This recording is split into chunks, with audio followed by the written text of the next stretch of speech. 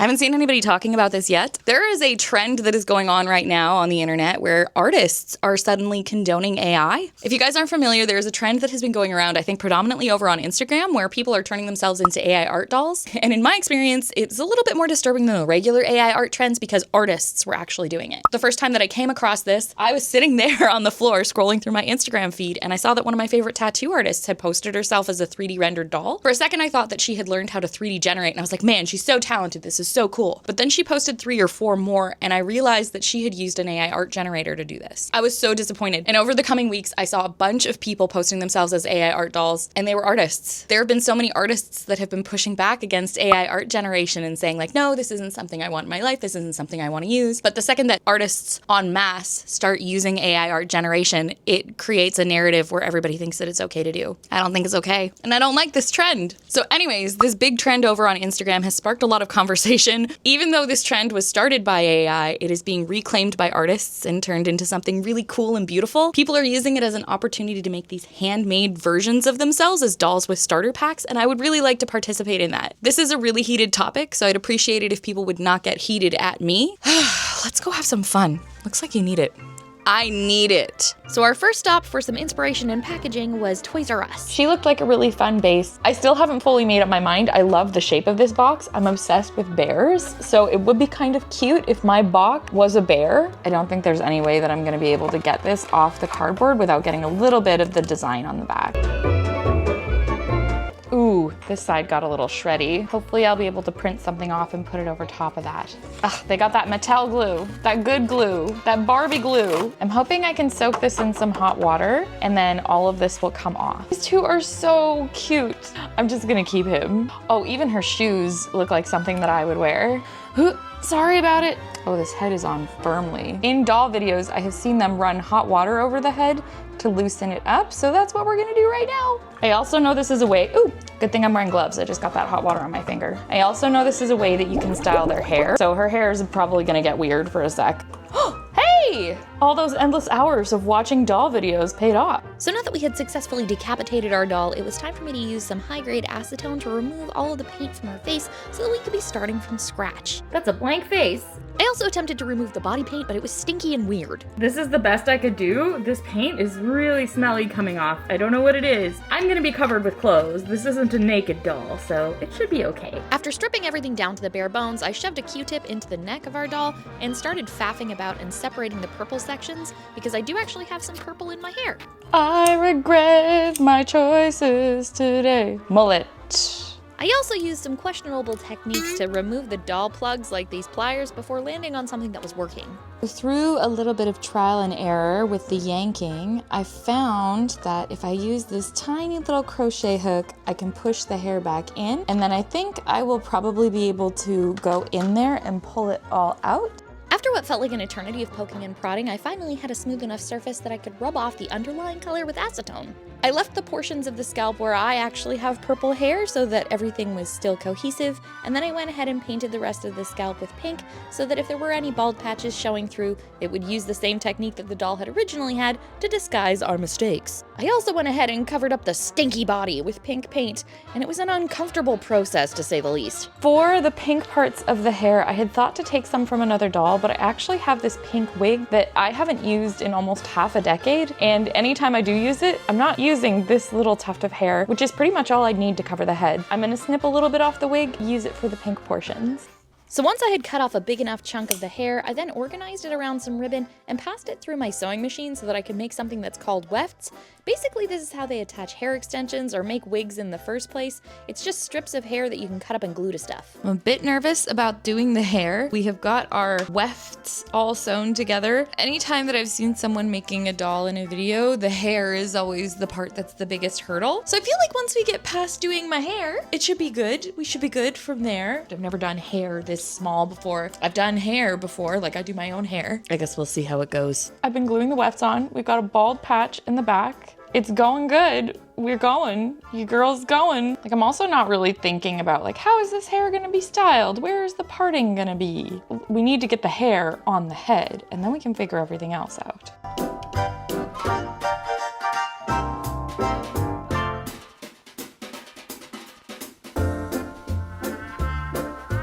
I mean, It's not terrible. It's not the worst thing I've ever seen. Banger, I'm gonna bang this out. So how can we cover that situation up? Do I make myself a headband? I think I make myself a headband. Like, I wear headbands like this all the time. I'm excited. This isn't terrible. It's not perfect, but it's not terrible. So the next step is I'm going to get the hair going in the right direction. So I'm going to boil some hot water. I'm also going to cut some of this length off. Even though I wish that I had hair that was this long, that's not happening. So I need to cut it to the appropriate length. It's gonna make it a lot more manageable for styling too. It looks like the hair is responsive to heat. Oh, that's progress, for sure. Ew, this is creepy. Ew! Now that we've got the hair sorted, I'm gonna push her hair back and we are gonna start working on doing her face. I made a weird little cocoon for her hair out of cling film and tape so that she could transform into a beautiful butterfly when we were done making a mess. I realized that it's like I've been preparing for this video for years because I have all of these tiny little micro brushes that are specifically used for doing doll faces. We are going to sketch things out using some pencil crayons, and then I'm going to do a shot of Mr. Super Clear. This is what all of the doll makers use. We're just gonna very slowly build up the layers of the face so that I can kind of find out who this little lady's gonna be, except it's gonna be me. It's me, but not me. Because I'm trying to get this to look as much like me as humanly possible, I actually ended up using a little bit of my own makeup to make sure that the colors were just right. Because I was building things in layers, I also had to put down some acrylic paint inside of the eyes and on the teeth so that I would be able to color the mouth around it and it would look like it was recessing backwards. That fixative also helps things to be really grippy so the color will show through, but when I went to go work on the eyes, I hadn't let it dry quite enough. I guess I need to let it dry a little bit longer. I'm getting too excited. I peeled up some of the paint. It'll be okay though. Technically, we don't need it in there. Anyhow. In between the layers of fixative too, I was also adding lighter and lighter colors of hair and lighter shades to my lips so that everything kind of had this moving forward motion. It was pretty difficult doing the winged eyeliner that I do on myself every single morning on something so microscopic, but the end result was definitely worth it. After the face had completely dried, I freed our butterfly from her cocoon to reveal her slightly saggy hair that needs some work and love still. Toss a little bit of this glitter into the hair here before we do the curling process. Fun fact, I actually missed a plane once because I was too busy putting hair tinsel in my hair and I got the times wrong. Now that we've got our hair all glittered up like I do every day, it's time for us to get curly with it. So I have a little bit of experience in curling doll hair, and I do have a tip. Sometimes I will wear out my foam curlers, and those become really good for curling doll hair.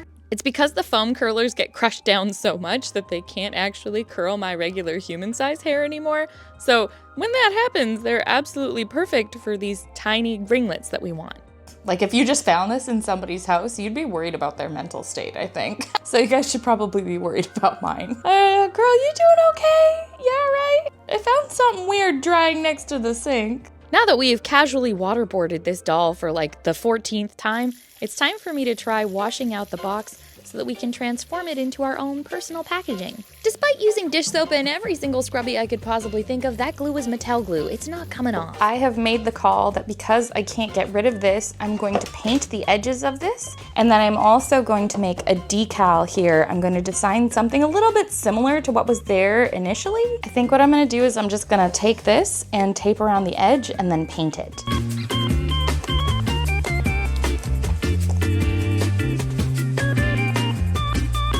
And of course, what project would mine be without an obscene amount of glitter? It's glitter time. It's glitter time.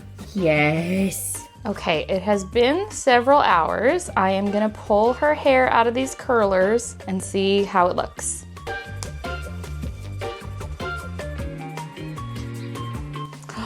Yes! Yay! Perfect. This is me on my ideal hair day. Ooh, these are good. These are good curls. The purple didn't curl as much as I would have liked, but that's okay. The front is still like bombastic. I have quite a few tattoos. I'm not gonna do all of them. I think maybe just the ones that will be visible and that are the most prominent, like the strawberry that's on my leg. I'm gonna give you guys a fun little game to play and watch how often these tattoos rub off, because I had to do them 2 times before putting her in our box because they just kept coming off of her.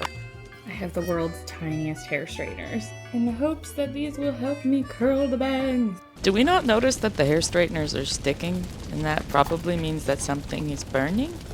Oh, we're just gonna leave it there? Okay, that's fine. Oh my god, I just melted the hair! No! Why? Girl, we'll figure it out. Turning this weapon of bang destruction off. I cannot believe it. How goofy of me. It'll be fine. Honestly, that's kind of the length I wanted them anyhow. Are the bangs gonna be perfect? No. Am I gonna resort to glue now? Yes. Basically, how I resolved this situation is I put a bunch of Mod Podge into the bangs and then pulled some longer pieces forward and taped it down in the hopes to fix it. Please don't try this at home, but like the burnt doll hair smells really good. Maybe there's something wrong with me. Not just one thing. I let the hair set for a little while and started painting some of our accessories. I knew they were going to need a couple coats, so they were the in-betweens. I'm gonna have to leave myself to dry in a rather undignified state. Oh, it feels like it's... It held it down! It's me, you guys! Well, an idealized version of me, let's be honest. I think this may actually be why sometimes dolls come with a little elastic band around their head to hold the bangs down. Instead of using glue, I'm actually just using this steamer. I'm gonna try and just set her hair just a little bit lower and also get the bangs to stick in place. I know that the steam's hitting her once I see that little frost back there. It's kind of gruesome that I've been headless for this long, so I'm going to reattach the head and the body together. I have been trying to get the head and the body to recombine. It is a little bit harder now because I don't want to make everything like hot again. I don't want to heat up the hair. I don't want to do all of that. So I think I'm gonna end up performing just a little bit of a procedure here. Nothing like flying plastic to really awaken your adrenaline. Why you guys come here? Oh Lord. Oh, now it's sharp plastic, my favorite. Please don't split or something. There's gotta be a better way. I am actively sweating. Okay, oh, wow. Ta-da! I still gotta fix her hair. Like the bangs, it's like that never-ending thing with bangs where you just have to keep trimming them until they're right. All of these starter kits come with something, so it's so-and-so now coming with an accessory that really suits them. Clearly, I've gotta have a worrywart in there. And then I also thought, because my favorite thing to do on Sundays is get dressed up and go for high tea, I have a miniature high tea tower. So I thought it would be fun if I made like a kind of creepy cute high tea set to pop in there with me. I'm still trying to decide which worrywart I want to go in there. It's between two. I either want the Sakura kitten or I want the sugar cookie bat. Feel like maybe the sugar cookie bat because it also fits with the high tea, and I could put maybe a little sugar cookie on the creepy cute high tea tower. So these are the accessories that are going to come in the kit. I'm just figuring out how much higher I have to paint up on the ankle for the socks to show through. And then we're also going to have this high tea tower. So I'm going to accessorize her in a way that is going to match our sugar cookie bat. The first accessory that I'm making is going to take the longest to dry, and that is her whipped topping headband. It's kind of weird building this set now because they're all watching. Make our accessories, woman. Feels a little threatening having these onlookers here. Ooh. Well, that is an issue that I'm glad that we noticed before we put the whipped cream on. Am I gonna stab my hand? No, didn't stab my hand. All right. I got really lucky with this particular batch of whipped cream because I was worried that this thing was too narrow for it to stick on, but this stuff was like a little bit stale, which was perfect. It piped onto the wire, no problem, and stayed in place. And we have the same sprinkles that were on the bat. Do you approve, my lord? No, I do not approve. That looks like rubbish. Well, I've made it anyways, so. Wow, she's gonna look like rubbish. Okay, you guys heard it here first. She's gonna look like rubbish. Guess there's nothing we can do about it. I sprinked up our headband so that it would match our bat before putting some extra whipped cream onto the tip of the shoe because it reminded me of that 90s style. This was such a trend back in the day. This dessert tray is a little bit tippy. So I think what I'm gonna do, so that everything looks kind of like it belongs together, I'm gonna give a little puff of whipped cream here and a little puff of whipped cream here with a couple of sprinkles so that everything looks like it's friends.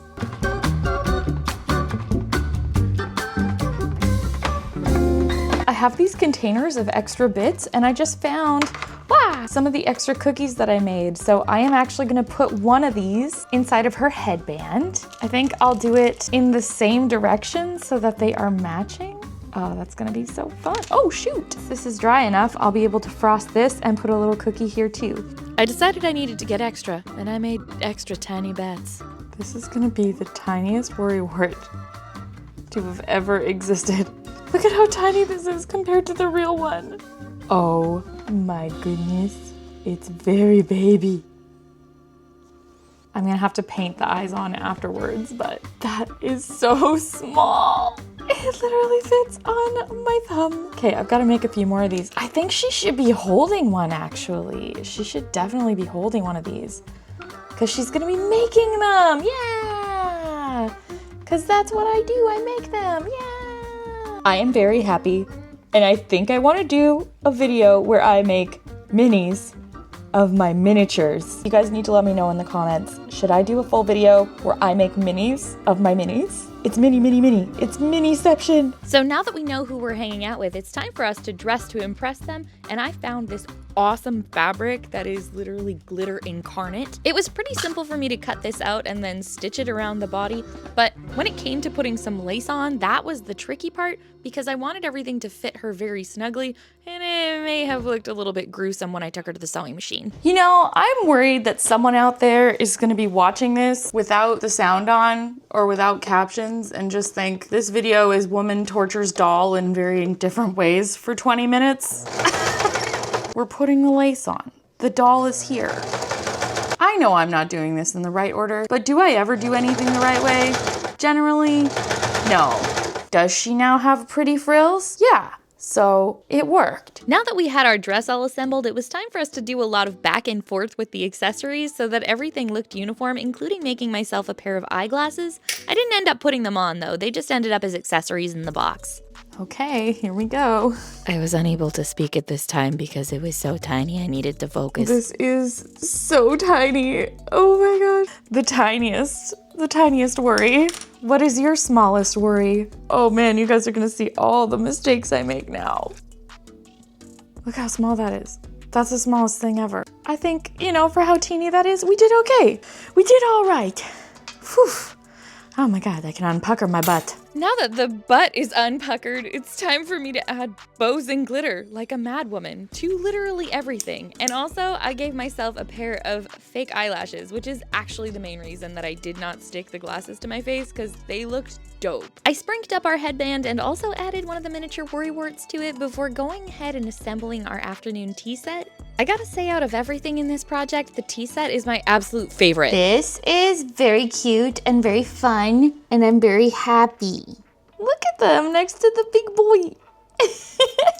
I also, as a finishing touch, add some gloss glaze to the respective eyes before it was box time. Now that I have everything all finished up, I thought that maybe having some sprinkles in the background could be nice. And then I'm gonna go on my iPad and I'm going to design a couple little things for us to stick on the outside of the box and maybe on the inside. I have to design a little logo that says not AI. I'm also gonna make like the little thing to go here that says the Karis Cuttlefish starter pack. To get everything to stay inside of our packaging, I just retooled the insert from the original, and this was where I decided that I wasn't going to use the eyeglasses, but instead I went ahead and used a little bit of fishing wire and I sewed everything into place so that it wouldn't fall out. I also didn't want these to be permanently fixed inside the box, so I added some Velcro so that it would come undone if I wanted to access the toys. And that's it, pals. It's time for the Moody Glamour shots. Enjoy!